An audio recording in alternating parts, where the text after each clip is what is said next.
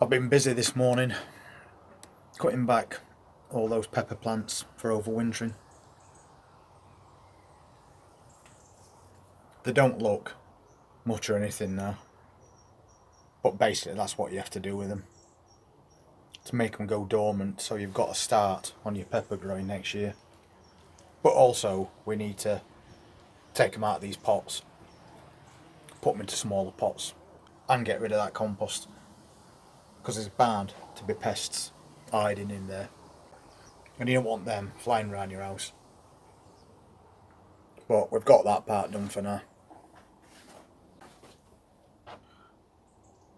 And look at these onions.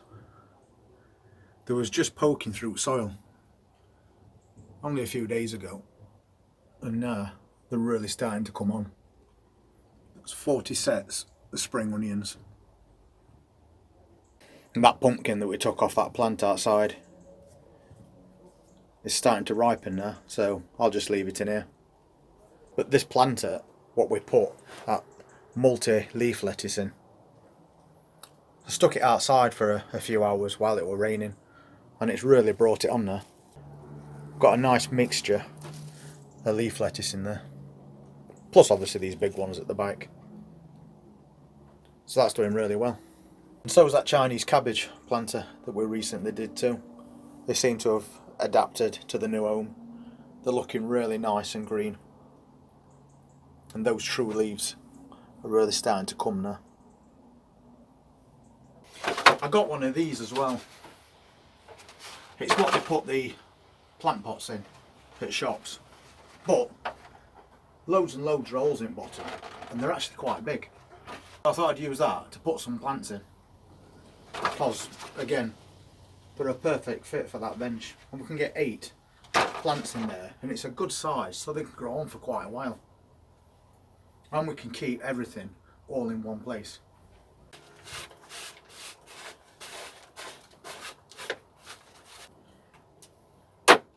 And of course it were free, so why not?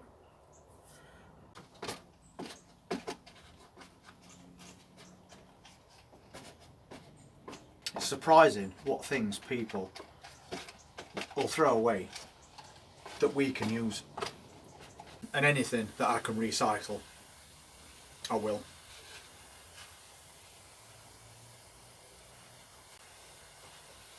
With time's just getting harder. You've got to do whatever you can. And I've still got quite a lot of these Chinese cabbages left, but they're in a lot smaller cell than these. So I might as well move these into this, and they can stay in there for a long time. As you can see, the roots have already reached the bottom of those cells. So if we pop them in here, they'll be able to spread out more.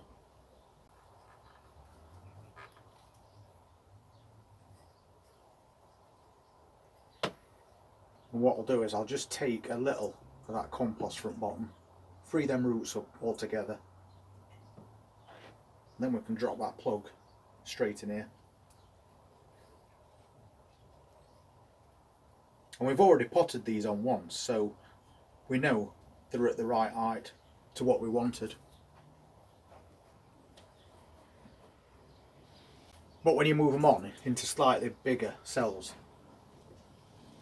they soon start running out of space, and if I can move them onto somewhere else for free, then why not?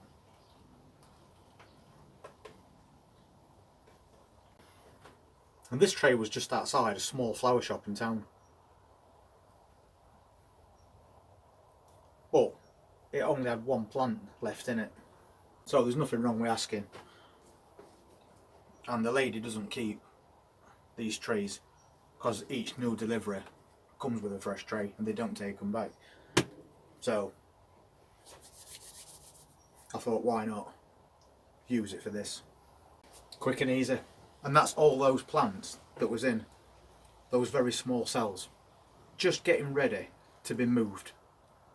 And what better place to move them to than a recycled container that costs you nothing. Anyway, we know on this channel that anything we can get to use for growing plants that's not going to cost money, we'll try it. we buy the little plastic tubs and we drill our own holes because they're very cheap to buy. These ones, and we multi-sow salad leaves in little tubs like this, and they grow perfectly fine. All we have to do is prick them out after and then move them on somewhere larger. Anyway, I have got a few more plants that I need to move on this afternoon, so hopefully we'll see you next time. And if it's your first time visiting this channel, hit that subscribe button, press that notifications bell, and we'll see you next time. Thank you very much for watching.